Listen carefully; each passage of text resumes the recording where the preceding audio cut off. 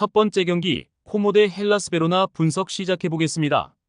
코모는 주중 경기에서 아탈란타에 승리했다. 원정에서 강팀을 상대했기에 어려운 경기가 예상됐는데 스트레페가 상대 측면을 넘어 공격을 주도했다. 승격팀으로 어려운 시즌 초반을 보냈는데 볼로냐전 승점을 따낸 이후 반등한 모습이다. 때문에 이 경기를 통해 연승에 도전한다. 쿠르토네와 스트레페자가 홈에서 경기 내내 적극적으로 골을 노릴 것이다. 베로나는 제노아 원정 승리 이후 연패를 당했다.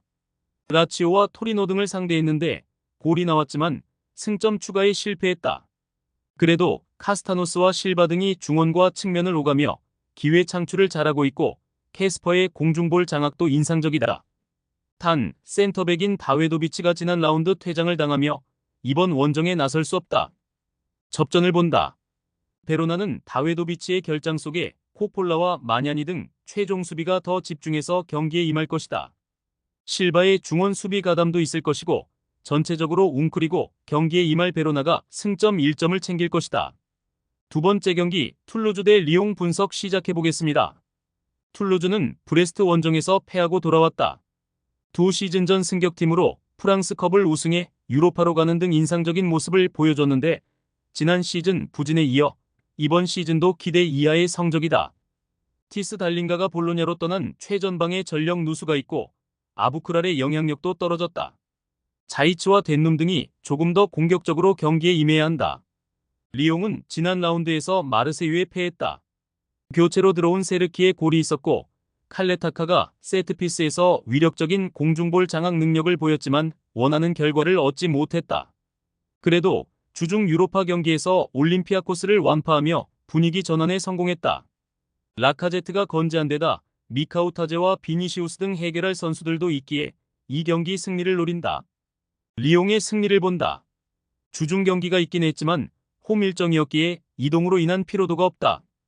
툴루즈가 홈에서는 그나마 승점을 따내고 있지만 확실한 피니셔가 없기에 리옹 수비에 고전할 것이고 라카제크와 자하 세르키가 공격을 주도할 리옹이 승리할 것이다.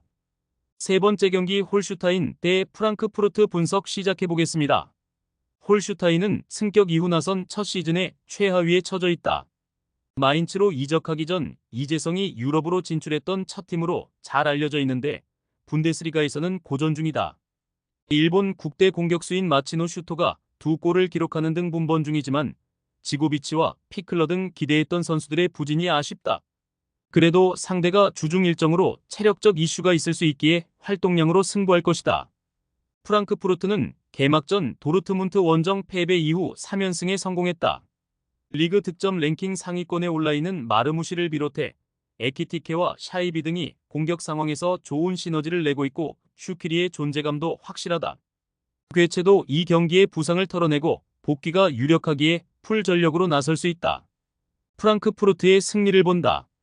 주중 풀젠과 난타전을 펼친 후 휴식할 시간이 짧긴 했지만 괴체가 돌아와 마르무시, 샤이비와 공격을 주도할 수 있고 중원의 우위도 가져갈 프랑크푸르트가 승리할 것이다.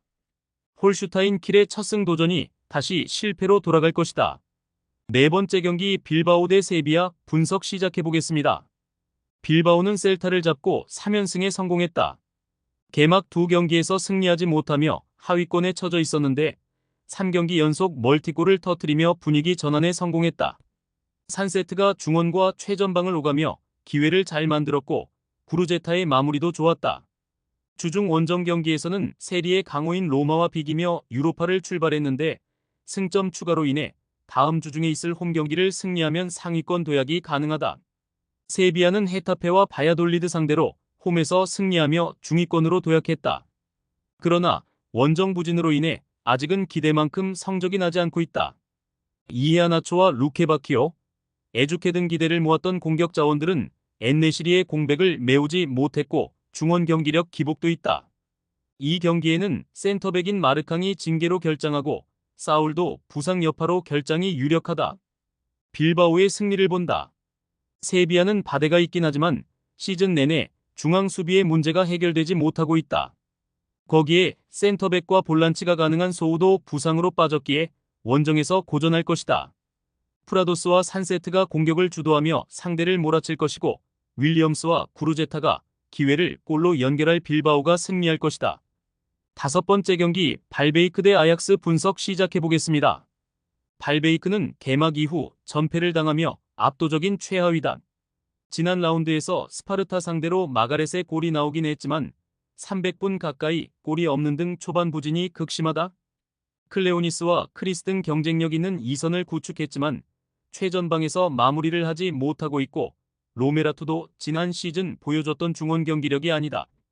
아약스는 리그 10위지만 다른 팀들에 비해 두 경기를 덜 소화했기에 큰 의미가 있는 순위는 아니다. 브레다 원정을 제외하면 착실하게 승점 추가를 하고 있고 주중 홈 경기에서는 베식타스 상대로 엄청난 화력쇼로 유로파 1차전을 승리하기도 했다. 케네스 테일러와 피츠 짐 등 중앙 미드필더들이 골을 터뜨렸고 아크폼과 베흐호스트, 라스무센 등이 벤치에서 나오며 로테이션도 가동했다. 아약스의 승리를 본다. 다음 일정이 프라하 원정이지만 일주일 가까운 휴식 시간이 있기에 굳이 이 경기에 로테이션을 돌리지 않을 것이다. 타이로비치와 린슨의 공격 작업 속에 베흐호스트와 아크폼이 공격을 이끌 아약스가 승리할 것이다.